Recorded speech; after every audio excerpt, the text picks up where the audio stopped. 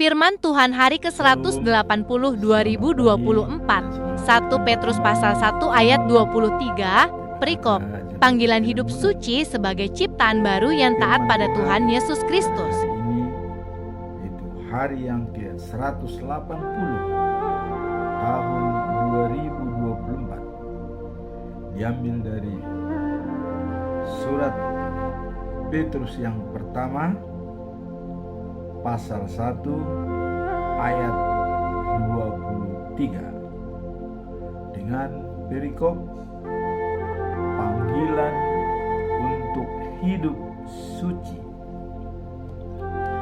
Sebagai nats ayat pada hari ini adalah sebagai berikut. Karena kamu telah dilahirkan kembali bukan dari benih yang panah, tetapi dari benih yang tidak panah, oleh firman Allah yang hidup dan yang kekal. Kemudian dalam bacaan pagi diambil dari kitab Zakaria pasal 14 ayat 20 sampai dengan 21. Yerusalem dan bangsa-bangsa. Dan bacaan malam diambil dari kitab Yeremia pasal 32 ayat 16 sampai dengan 25. Doa Yeremia. Itulah perikop hari ini. Ada 3 bagian, yaitu panggilan untuk hidup suci, dan Yerusalem, dan bangsa-bangsa, penglihatan daripada Zakaria, dan kemudian doa Yeremia. Kita masuk dalam perikop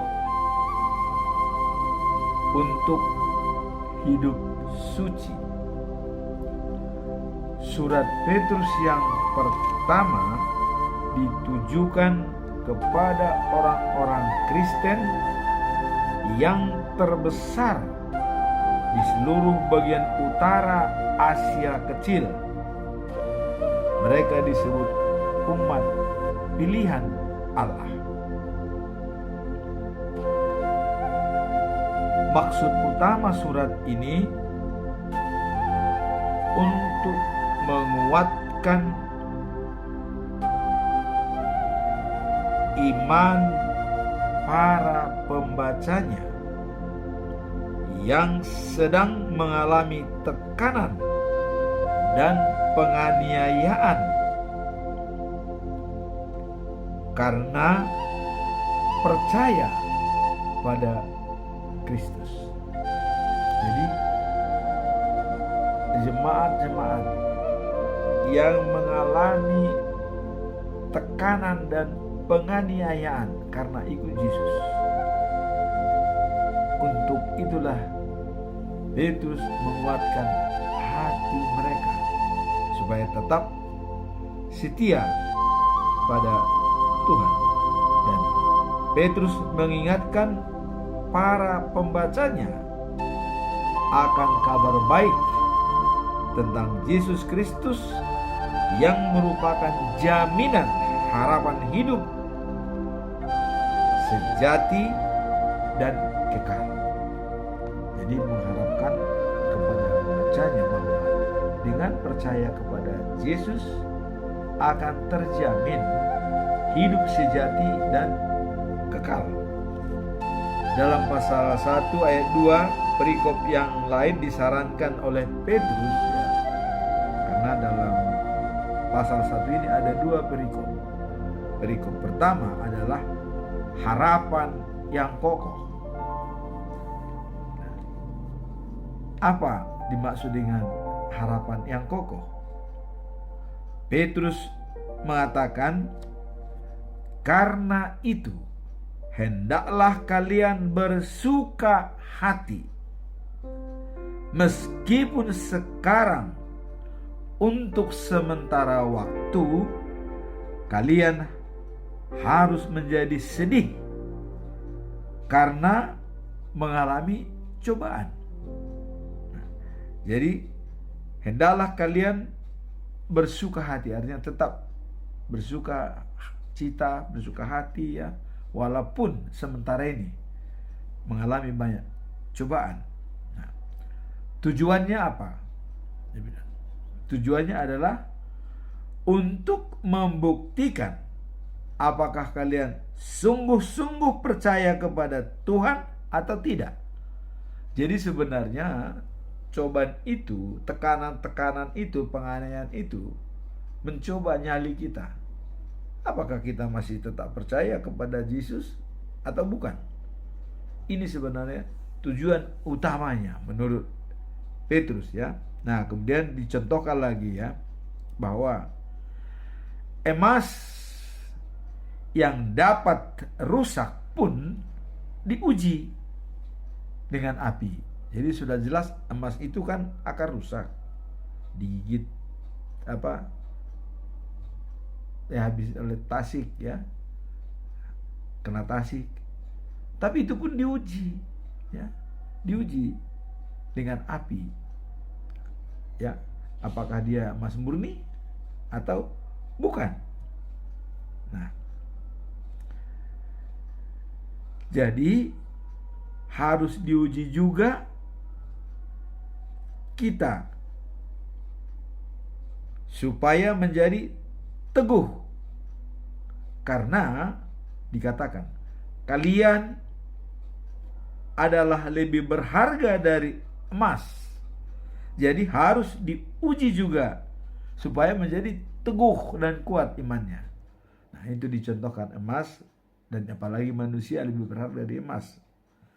Nah, sehingga kalian akan dipuji dan dihormati dan ditinggikan pada hari Yesus datang kembali untuk menjemput setelah life after life. Artinya hidup setelah kehidupan. Jadi untuk hidup kembali nanti ya, itu menjadi kita bisa ditinggikan. Jadi untuk itu persiapannya sebenarnya untuk itu. Walau kita diuji dengan cobaan ya, dengan banyak tantangan supaya tidak memuji Tuhan ya, banyak tantangan termasuk hawa nafsu ya, atau seperti contoh harusnya beribadah, tapi karena ada yang mengajak rekreasi kita lebih mendahulukan ya.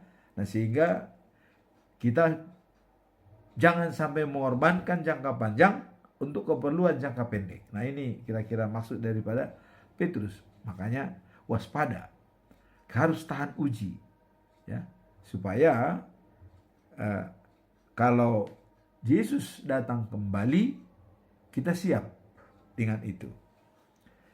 Nah, kemudian perikop yang kedua ya, tadi yang pertama adalah harapan yang kokoh. Nah, sekarang adalah panggilan hidup suci. Sebab itu, kata Petrus, hendaklah kalian siap siaga, waspadalah dan berharaplah sepenuhnya ya, pada berkat yang akan diberikan kepadamu waktu Yesus datang nanti. Jadi tetap mengarah, waspadalah ya, dan berharaplah ya. Yang kita cita-citakan itu yaitu kehidupan sejati setelah Yesus datang kembali. Nah, janganlah hidup menurut keinginanmu yang dahulu. Nah, pada waktu belum mengenal Allah. Jadi keinginan dahulu ya, kita suka apa? Tidak mementingkan hidup yang kekal. Ya. Seperti Petrus dulu memang dia nelayan, mana pernah dia memikirkan beribadah, ya. Tapi setelah dia ditangkap menjadi murid Yesus, ditinggalkan nelayan, dia jadi pengikut Yesus. Nah, kemudian itulah yang dahulu, dan juga contoh seperti Paulus, ya, sampai Paulus mengatakan habis gelap terbitlah terang. Dia dalam kegelapan waktu dulu sebelum dia dibaptis, ya. Jadi dia dalam kegelapan sebelum dibaptis, tapi setelah dibaptis dia memang tetap mempertahankan Yesus, walaupun dia berkorban, dia niaya, tapi dia tidak pernah meninggalkan Yesus. Bahkan ada prinsip hidup daripada Paulus adalah mati adalah keuntungan bersama dengan Kristus. Tuh, mati untung malah dia bilang, ya. Karena itulah yang kita harapkan katanya. Ya, kalau dalam kita baca dalam Roma 12 ayat 12, ya, apa dikatakan? Ya. Bergembiralah dalam pengharapan. Bergembira dalam pengharapan, karena ada harapan kita. Kita harus bergembira itu. Ada harapan kita, hidup yang kekal dan tabah dalam penderitaan. Tadi Petrus juga mengatakan tabah untuk sementara waktu. Kemudian tekunlah, berdoa, berkomunikasi dengan Tuhan, karena melalui doa kita bisa tumpahkan segalanya, apa yang kita butuhkan, bagaimana persoalan kita, sehingga semua persoalan yang kita hadapi kita sampaikan dengan doa kepada Tuhan yang Maha Kuasa, karena tidak ada mustahil bagi Tuhan. Itulah dikatakan, janganlah hidup menurut keinginanmu yang dahulu pada waktu belum mengenal Allah. Sebaliknya, hendaklah kalian suci dalam segala sesuatu yang akan kalian lakukan, sama seperti Allah yang memanggil kalian itu suci.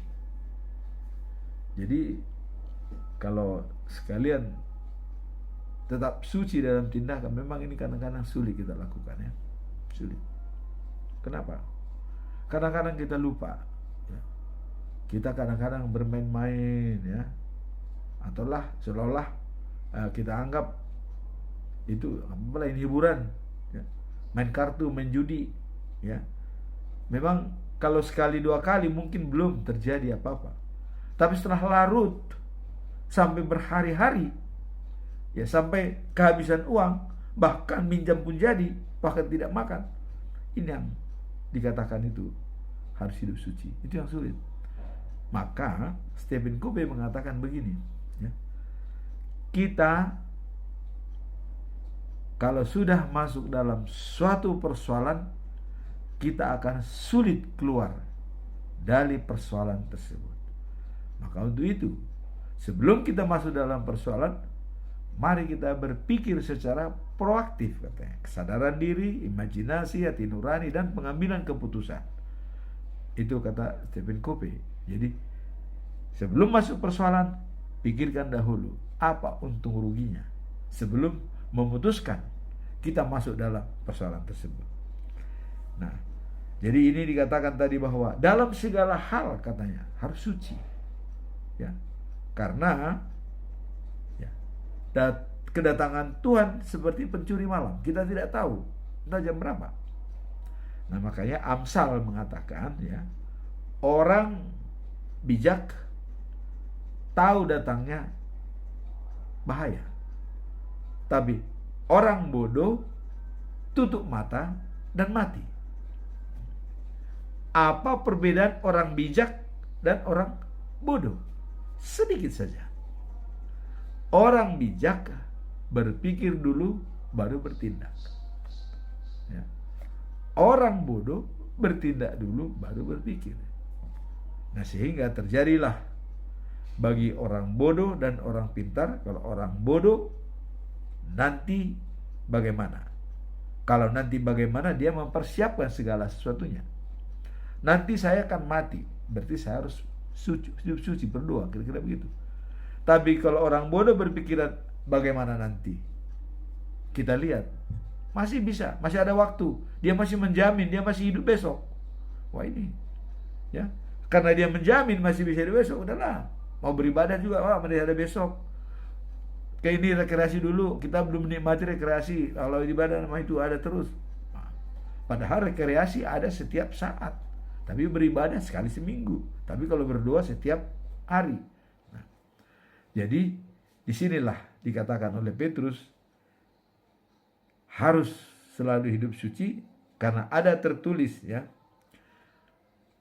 Hendaklah kalian suci sebab aku suci. Ini kata daripada Tuhan Allah. Jadi kalau memang kita sama seperti orang pintar tadi, tahu datangnya bahaya. Dari mana kita mengetahui bahaya datang? Kita berdoa. Itu aja. Sebab kalau kita pun dijemput, ya, misalnya kita tidak entah 2 jam lagi, 3 jam lagi, tapi kalau kita sudah berdoa, kita sudah siap, tidak ragu lagi. Tapi kalau kita tidak sempat berdoa, tapi kita dijemput, tidak sempat menyerahkan diri, nah itu yang kalau kita tidak hidup suci, kata Petrus di sini, yang kita bisa-bisa kehilangan hidup kekal dan abadi. Nah, pada saat kalian berdoa, dikatakan panggil nama Bapa, ya, Yesus Kristus dan Roh Kudus. Ini tiga-tiganya ini sering kita sebut. Nah, begitu kita menyebut nama tersebut, dialah yang menjatuhkan hukuman kepada kita. Apakah kelak masuk ke Yerusalem yang baru atau ke lautan api yang pakai belerang seperti kita pernah gambarkan, ya. Ada Yerusalem yang baru, ada lautan belerang yang penuh dengan api. Nah, tinggal pilihan. Nah, jadi di sini dikatakan kalau kita berdoa kepada Allah Bapa dan anaknya Tuhan Yesus Kristus serta persekutuan Roh Kudus, inilah yang menghakimi kita pada saat kita untuk menghadap, ya, ke Yerusalem yang baru. Kehidupan setelah hidup saat ini, ya. Nah, maka selama di dunia ini selalu mengagungkan Allah dalam hidupmu. Nah itu. Jadi karena kehidupan setelah hidup saat ini, ya, masih kita harapkan, maka kita harus selalu mengagungkan Tuhan Allah dalam hidup kita. Dibilang karena kalian taat kepada ajaran Allah, maka kalian harus membersihkan diri dan mengasihi orang-orang seiman secara ikhlas dan mengasihi, ya, satu sama lain dengan sepenuh hati, bukan suam-suam kuku, ya. Nah, waktu yang lalu kasih kita sudah sampaikan. Kasih yang pertama adalah storge, ya, yaitu kasih di dalam keluarga, ya, bersama anak, saudara kandung, itu namanya kasih storge. Kemudian ada yang namanya kasih filia, saudara, teman yang bukan saudara kandung, ya. Dan Yesus pernah membuktikan ini, ya.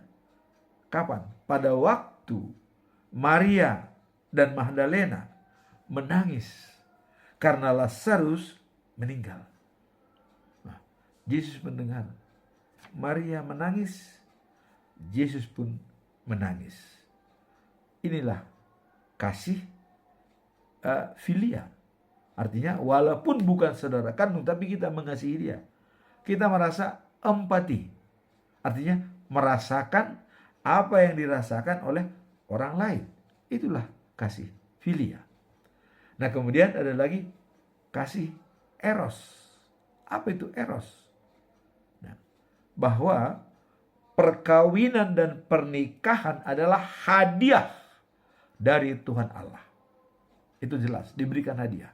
Nah, kita manfaatkan hadiah itu dengan mengasihi, ya, istri kita, suami kita dengan sepenuh hati, ya. Jangan mengasihi suami orang lain atau istri orang lain, jangan. Istri kita, ya. Karena itu hadiah. Tapi ada orang mempergunakan ini dengan salah kaprah. Karena ini hadiah, udah. Sehingga mereka bersama-sama berdoa, istrinya, orang lain, sampai semua. Jadi apa? Bergabung semua. Ada sekte seperti itu. Karena dianggap itu hadiah. Nah, itu salah mengartikan. Karena walaupun itu hadiah, tapi Tuhan mengatakan kudus perkawinanmu. Jaga kekudusan daripada perkawinan itu. Ya. Jaga. Nah, makanya kalau kita lihat dalam kitab-kitab yang lama-lama, ya seperti Nabi Daud lah kita lihat ya. Nabi Daud, apa persoalan pribadi dia dengan Tuhan? Waktu dia mengambil Batseba, istrinya Uria, wah, dia tertekan. Dan anak yang pertamanya dari Batseba itu sakit. Dan Nathan mengatakan itu akan meninggal. Ya. Tapi kamu harus tetap tabah kepada Tuhan. Nah, Daud menginginkan hidup anaknya itu. Ya. Sampai dia puasa, tidak makan dan tidak minum, selalu berdoa kepada Tuhan. Tapi Nathan sudah mengatakan, anakmu akan mati. Tidak hidup. Karena Tuhan sudah mengatakan, jelas. Ya, perkawinannya dengan Batseba itu penuh dengan hawa nafsu. Karena walaupun kasih eros itu memang percintaan itu hadiah dari Tuhan, tapi jangan salah menggunakan hadiah tersebut. Kira-kira begitu ya. Nah, itu Daud. Tapi akhirnya Daud menyesali dan dia selalu berdoa kepada Tuhan. Itulah. Jadi Tuhan mengatakan dosa dan pelanggaran masih bisa diampuni oleh Tuhan. Tapi kalau sudah kita berdosa kepada Roh Allah, ya, itu tidak bisa diampuni. Apa dosa kepada Roh? Menghina Allah, tidak menghormati. Ya. Kemudian kita tidak mengakui kalau Dia adalah Tuhan Allah. Oh, ini yang paling besar, paling berat ini. Tidak bisa diampuni itu. Kita tidak mengaku Dia sebagai Allah, pencipta langit dan bumi. Ya. Nah, bahkan ya, kalau di Israel katanya Kristus itu belum lahir, masih menanti. Tapi itu sebagian. Ya.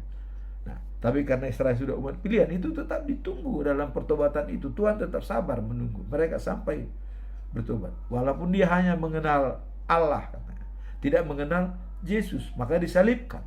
Tapi Tuhan Allah tetap, karena itu sudah umat pilihan, tetap meminta pertobatan daripada Yahudi supaya mengenal Yesus sebagai anak Allah yang tunggal, yang dikirim ke dunia untuk menyelamatkan dunia. Karena sudah dijanjikan dari keturunan Daud akan lahir seorang raja dari segala raja, yang kota Sion merupakan tempat tinggalnya nanti selama-lamanya. Nah, itu sudah ditetapkan. Jadi itu Allah tidak akan lagi membatalkan itu. Itu sudah. Dengan adanya keputusan itu, bagaimana kita manusia? Nah, kita kan ciptaan Tuhan. Tadi kan dikatakan nanti dalam apa itu, kita diciptakan bukan dalam benih yang fana, tapi benih yang baik, ya. Karena semua yang hidup ini adalah merupakan ciptaan Tuhan.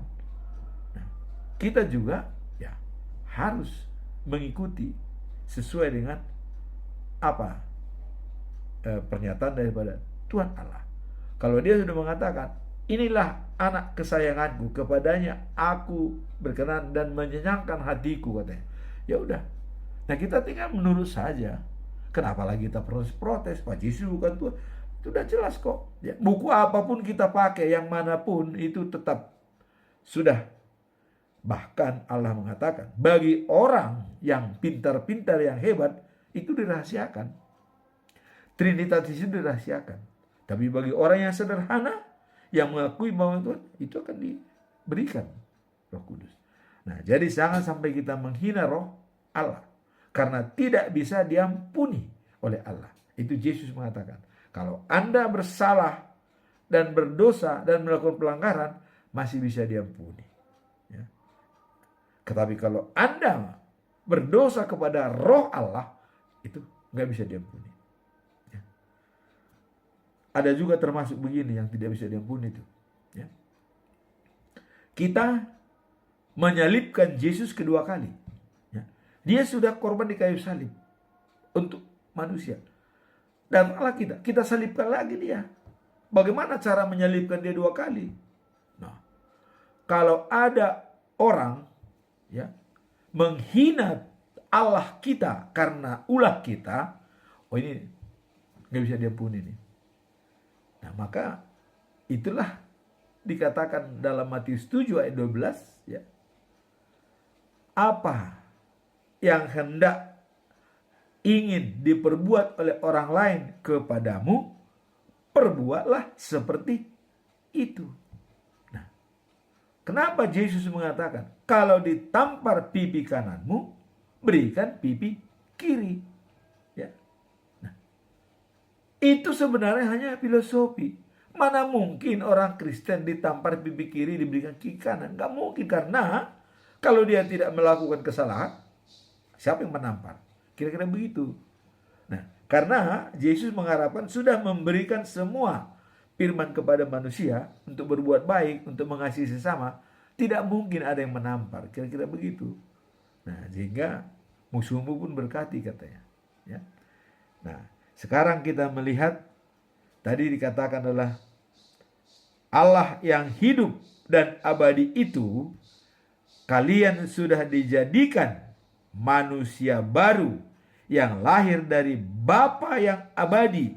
Dalam Alkitab ada tertulis.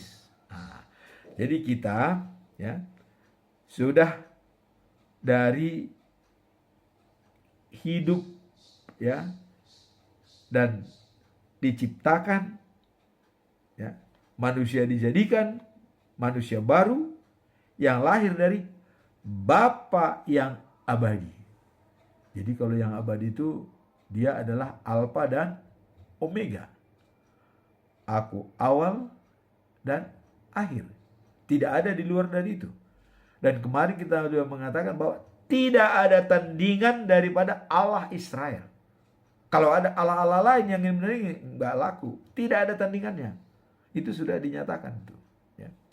Nah, jadi karena kita adalah dari Bapa yang abadi, ya, ya seperti penciptaan manusia kan napas kita dimasukkan dari hidup. Berarti Allah berada pada diri kita, roh kita. Nah, itulah makanya Bapa yang abadi adalah dalam diri kita. Nah, kemudian ada tertulis dalam Alkitab ya. Seluruh umat manusia bagaikan rumput. Nah, dan segala kebesaran, kekuatannya, jabatannya seperti bunga rumput. Kenapa dikatakan seperti rumput?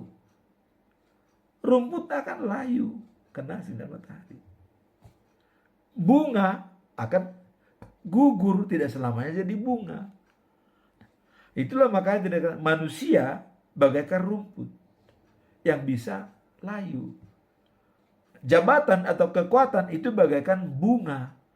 Jadi jabatan yang kita pegang, apapun pangkat kita, itu seperti bunga, akan gugur, tidak selamanya. Ya. Nah, jadi rumput layu, bunga pun gugur. Nah, tetapi, nah ini dia tetapinya. Sabda atau firman itu, kabar baik itu kekal selama-lamanya. Itulah yang tetap. Nah, kalau dalam ilmu, yang tetap itu ada 3. Yang satu adalah prinsip, ya, hukum alam itu tetap. Ya. Nah, yang kedua adalah perubahan, itu tetap. Maka dalam Roma ya 12 ayat 2 ya, jangan sama dengan dunia, tapi berubahlah dengan budi pekertimu yang diinginkan oleh Allah, mengetahui keinginan Tuhan, supaya kamu menjadi sempurna. Jadi perubahan ya. Maka Tuhan juga mengatakan tidak menginginkan kematian orang fasik, tetapi perubahan, ya, adalah dia berubah dari yang gelap menjadi yang terang. Seperti Paulus katakan, habis gelap terbitlah terang. Nah, jadi inilah sabda atau firman Tuhan kekal selama-lamanya.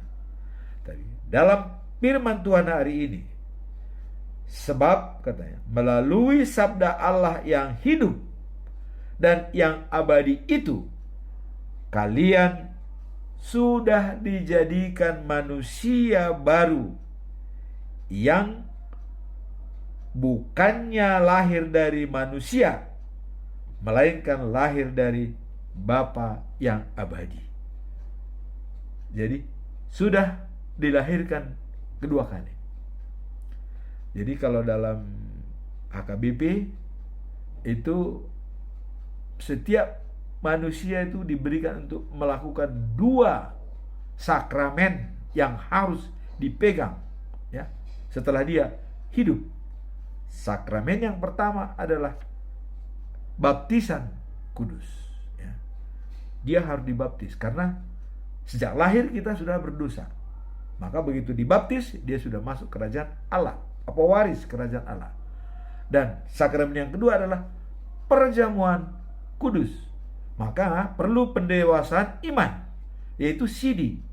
Nah, kalau sudah sidi, ya, jadi kalau dalam bata-bata itu kan, maka tindakan haporseawan, pengakuan iman, pendewasaan iman. Artinya bukan hanya dosanya ditanggung sendiri, tapi semua dia sudah bertanggung jawab kepada Tuhan. Artinya sudah dewasa, dianggap iman, sama seperti orang tua, ya, dan sudah menerima perjamuan kudus sebagai sakramen. Nah, itu juga adalah pertobatan. Karena di sini adalah pengampunan dosa. Waktu dibaptis juga dosanya diampuni. Waktu dia perjamuan kudus juga dosanya diampuni. Inilah dikatakan dilahirkan 2 kali, manusia yang baru.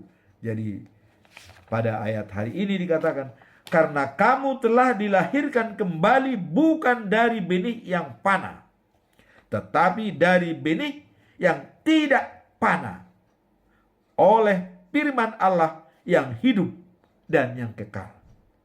Itulah dibaptis dalam nama Tuhan Allah, dalam nama Yesus Kristus, dan dalam nama Roh Kudus, ya.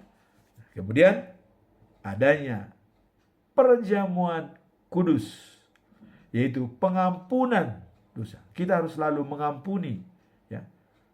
Jadi bahkan kalau dalam Alkitab dikatakan sebelum matahari tenggelam, kita sudah berbaik dengan siapapun.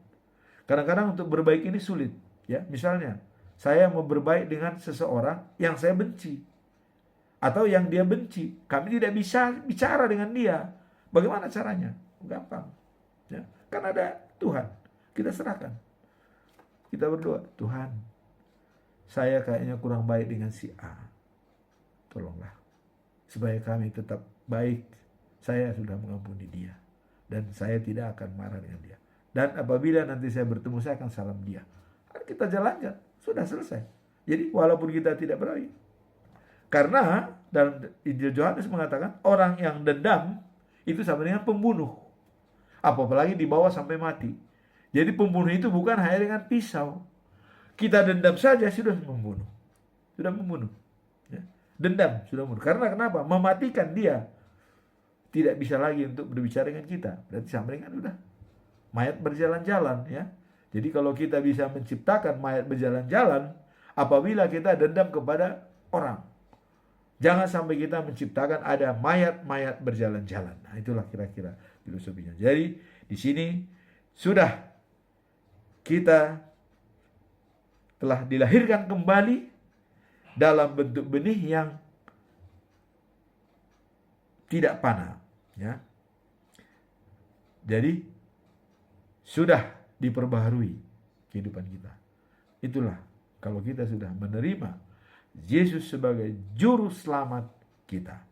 Sekarang kita masuk dalam bacaan malam, ya.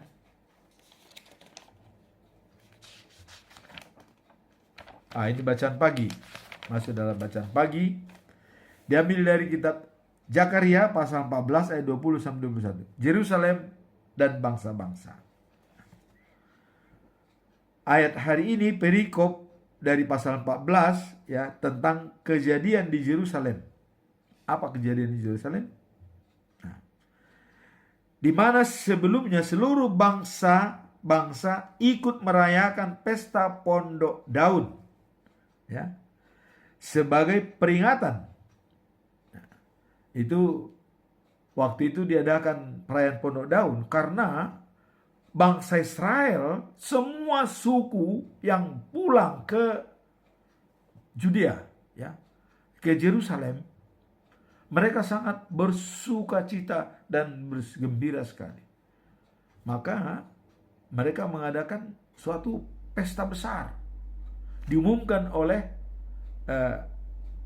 Ezra dan Nehemia. Karena Nehemia waktu itu adalah sebagai gubernur Judea, ditunjuk oleh pimpinan Babel, ya, Raja Babel. Nah, dengan dia kesempatan itu, ya, maka dibuatlah di sana satu pesta Pondok Daun 7 hari, ya, lamanya. Dan mereka diumumkan kepada bangsa Israel supaya semua membuat pondok-pondok karena banyaknya, karena ribuan orang Israel itu datang di sana. Kan mungkin ya sebagai mereka untuk merayakan ini dibuatlah pondok-pondok. Begitu banyak itu pondok-pondok dari daun zaitun, ya, dari daun warak dan dari daun kurma, ya. Itu dibikin pondok-pondok dan atap-atapnya dibikin. Inilah diadakan pesta Pondok Daun, ya. Nah, kalau kita lihat dalam Nehemia pasal 8 ayat 15, maka didapatinya tertulis dalam hukum Taurat. Jadi ini setelah dibacakan oleh Ezra, hukum-hukum dalam Taurat Allah itu, ya. Dalam Taurat Allah itu dibacakan. Ketemulah seperti ini. Maka didapati tertulis dalam hukum Taurat yang diberikan Tuhan dengan perantaran Musa, bahwa Israel harus tinggal dalam pondok-pondok pada hari raya bulan ke-7. Nah, ayat 16, dan di semua kota di Yerusalem harus disampaikan berita pengumuman berbunyi, pergilah ke gunung, ambillah daun pohon zaitun dan pohon minyak, daun pohon murad, daun pohon korma, dan daun pohon-pohon yang rimbun, guna membuat pondok-pondok. Itulah yang dilakukan di Yerusalem. Nah, sehingga dengan pesta begitu semarak waktu itu, ya, pembacaan firman Tuhan itu dibaca setiap hari oleh Ezra, karena Ezra adalah ahli kitab Taurat. Dia ahli kitab Taurat. Dibacakan itu sehingga bangsa Israel itu menangis, ya, menangis mereka. Dan bahkan waktu kumpul mereka diumumkan oleh pemerintah Judea, semua orang Israel berdiri, ya, dan yang bukan Israel boleh duduk. Semua orang Israel berdiri dan mereka harus pengampunan dosa, pengakuan dosa. Tuh. Setelah pulang dari Babel, ya. Jadi 70 tahun di Babel, akhirnya kembali, itulah dipulihkan oleh Tuhan Allah. Kembali. Nah, dengan adanya pesta Pondok Daun itu memang pada waktu Yosua sampai pada saat ini belum pernah dilakukan pesta Pondok, walaupun sudah ada tertulis. Baru setelah Israel kembali dari Babel, barulah di situ mulai ada pesta Pondok Daun. Nah, kemudian dalam ayat ini dikatakan bahwa dalam pesta Pondok Daun, katanya, ya, bahwa seluruh jemaat yang pulang dari pembuangan membuat pondok-pondok dan tinggal di situ. Nah, jadi yang kita lihat Saya kira ada ratusan ribu tuh yang pulang itu waktu itu ya. Karena semua, budak juga pulang, orang Lewi, imam, semua pulang. Nah, nanti bisa kita lihat daftarnya itu ya, tapi itu memang sangat banyak sekali ya. Jadi semua suku tuh pulang. Bahkan Tuhan, jangan ada tinggal satu pun, kata Tuhan. Semua harus pulang. Nah, dan pemerintahan juga, dan Raja Kores itu sangat berjasa dan mungkin dia dipakai oleh Tuhan memberikan itu pulang bangsa Israel. Nah, kemudian pesta membaca Taurat Allah itu 7 hari lamanya, ya, merupakan hari raya itu dianggap itu sebagai kebesaran dan membaca firman Tuhan, ya, dari pagi sampai setengah hari, tiap hari itu dibaca terus. Coba 7 hari itu, ya, dalam Pondok Daun.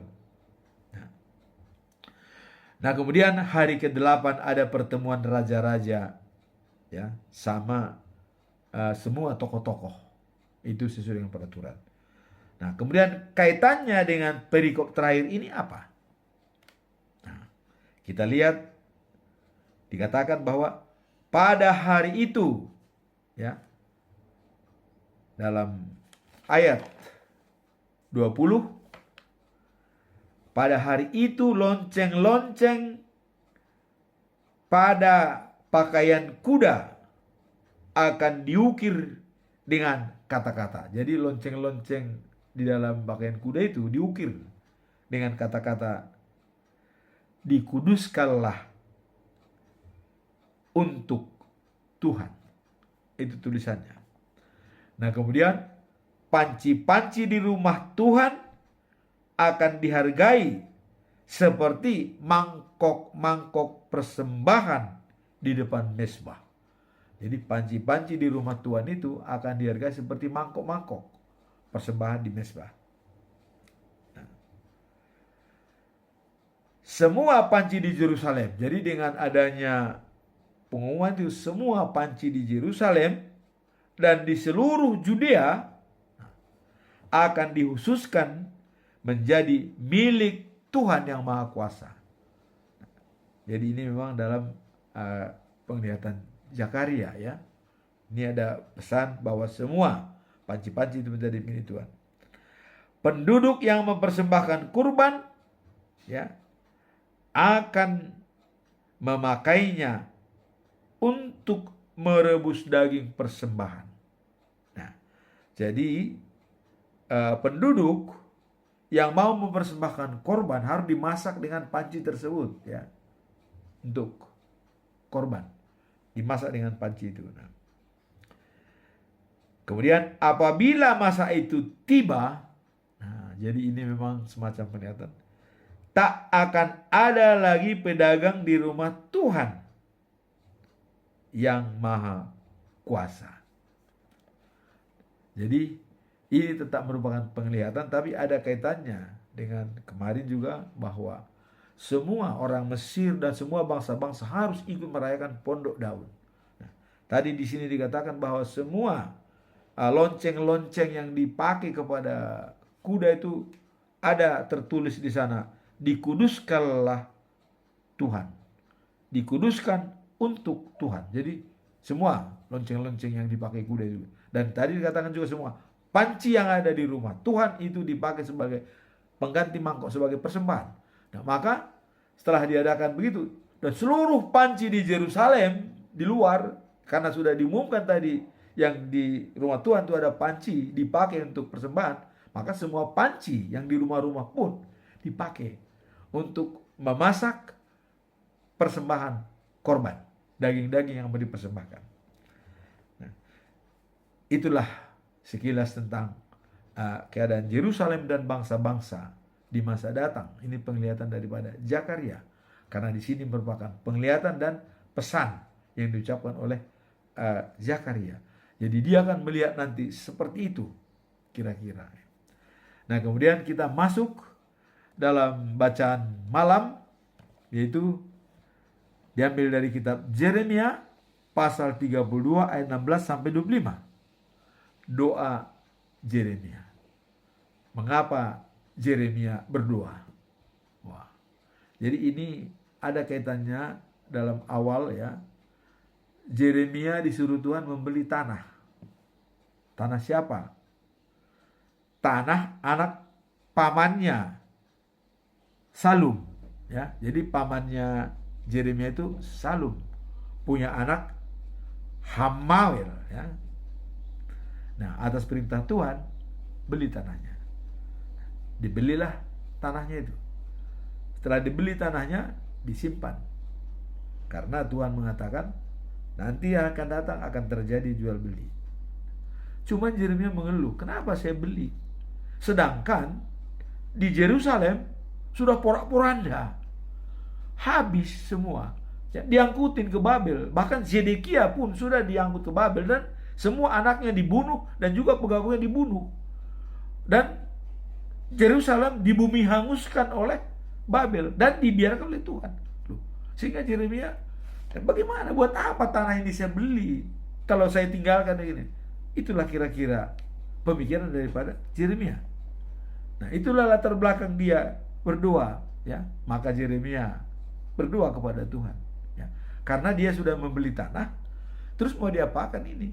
Kalau Israel bubar sudah ya, Yerusalem sudah orok-randa ya, karena kan belum tahu rencana Tuhan selanjutnya. Tidak akan melihat adanya pesta pendok daun ya, yang tadi diprakarsai oleh Esra dan Nehemia ya. Itu belum terjadi. Nah, ini Yeremia karena masih berputar-putar dengan kesalahan Zedekia ini ya, yang mengutamakan Judea itu menjadi hancur lebur itu ya. Klimaknya Judea tidak mendengarkan pesan Tuhan. Sudah dikatakan menyerahlah ke Babel supaya keluargamu selamat. Tidak percaya, takut dengan orang-orang yang diangkut ke Babel, takut dia dilecehkan, takut kepada manusia bukan kepada Tuhan. Nah, maka Yeremia berdoa ini. Doanya kayak gini. Tuhan yang maha tinggi, Engkaulah yang menciptakan langit dan bumi dengan kuasa dan kemampuan yang luar biasa, yang besar. Tak ada sesuatu pun yang sukar bagimu ya. Kasih-Mu yang abadi kepada beribu-ribu orang. Kasih Tuhan akan mengasihi beribu-ribu orang bagi orang yang setia kepadanya. Tetapi Engkau juga menghukum orang-orang yang berdosa karena orang tuanya. Jadi Allah juga bisa menghukum karena dosa orang tua. Ya seperti kita. Kalau kita tidak dilahirkan kembali seperti tadi, tidak dibaptis kembali, ya kita berdosa.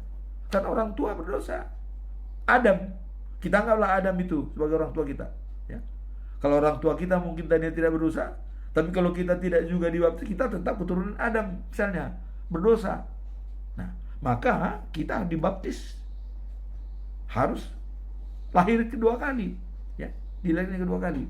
Nah, jadi di sini dikatakan bahwa rencana-rencanamu hebat dan perbuatan-perbuatanmu ajaib. Kemudian dikatakan, Israel kau tuntun keluar dari Mesir. Nah, menuju tanah yang subur, tanah Kanaan. Ya. Nah, setelah sampai di negeri itu katanya, mereka tidak taat padamu. Nah, itu seperti zaman sekarang yang mungkin Zedekia, tidak taat. Maka ya, setelah mereka tidak taat dan mereka tidak hidup menurut ajaranmu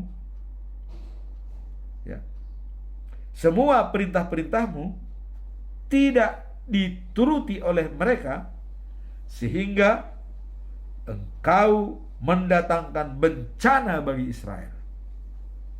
Bencana itu apa? Orang-orang Babel membangun tembok-tembok pengepungan sekeliling kota Yerusalem untuk merebutnya, ya, untuk merebut. Nah, dan sekarang mereka menyerang, ya, pertempuran sengit, ya, kelaparan dan wabah penyakit, ya, menyebabkan kota ini jatuh ke tangan mereka. Engkau melihat semuanya, ya, yang kau katakan telah jadi kenyataan. Jadi yang telah kau katakan itu jadi kenyataan. Nah sekarang bagaimana solusinya? Kira-kira begitu pendapat Yeremia, ya. Nah, maka Yeremia memohon. Apa permohonan Yeremia? Namun demikian ya Tuhan, yang maha tinggi, Engkaulah yang menyuruh aku membeli tanah ini di depan saksi-saksi. Sekalipun sebentar lagi kota akan direbut oleh Babel. Itulah doa daripada Yeremia. Dia sudah sempat membeli tanah. Ternyata tanah ini akan direbut oleh Babel. Tapi dia mengatakan, namun demikian ya Tuhan, Engkau maha tinggi, ya. Engkaulah yang menyuruh aku. Karena waktu itu Tuhan yang disuruh membeli tanah itu dari Hamamel, ya, anaknya Salum, pamannya Yeremia, ya. Maka dibeli. Dan sekarang dikembalikan kepada Tuhan. Engkau maha tahu. Engkau yang menyuruh aku membeli. Kalau seandainya kota yang direbut, ya udah terserah Tuhan. Nah, dan ternyata setelah 70 tahun Yerusalem diselamatkan dan bangsa-bangsa Israel semua kembali ke negerinya. Karena Tuhan sesuai dengan janjinya bahwa Israel menjadi pusat sentral dari pekabaran firman Tuhan. Maka harus dikembalikan bangsa Israel. Nah, mulai dari situ maka 3 sosok tubuh yang membenahi Yerusalem, yaitu Ezra ahli kitab, ya, dan Nehemia sebagai gubernur Yudea, ya, dan Esther. Wah, inilah Esther menyelamatkan Yahudi dari genggaman daripada Raja Persia, ya. Tuh. Dan Esther berhasil menjadi permaisuri atau istri atau menjadi ratu daripada Raja Ahasuerus, ya, di Persia. Sehingga dia bisa mempengaruhi raja dan menyelamatkan orang Yahudi yang tinggal di perantauan, sehingga terkenal itu jadi pesta Purim. Itulah dirayakan mereka setiap tanggal 14 dan 15 Desember, pesta Purim, penyelamatan orang Yahudi dari ancaman Haman, ya. Haman waktu itu yang mengancam itu membunuh, minta surat dari Raja Ahasuerus, ya. Nah, dengan demikian demikianlah firman Tuhan pada hari ini. Yang 3 perikop ini yaitu panggilan untuk hidup suci dan waspada setiap saat. Dan kemudian bacaan pagi adalah Yerusalem dan bangsa-bangsa yang harus turut dalam pesta pondok daun yang diprakarsai oleh bangsa Israel setelah lepas dari pembuangan di Babel, ya. Nah, kemudian yang ketiga adalah doa Yeremia, ya, bahwa waktu dia membeli tanah, dia mengharapkan itu tetap miliknya, dan kalau Yerusalem diobrak-abrik, kira-kira tanahnya itu hilang.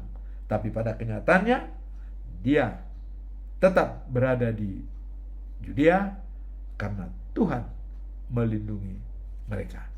Semoga firman Tuhan hari ini bisa semakin memperkuat iman kita percaya kepada Tuhan dan tidak terganggu oleh situasi dan kondisi.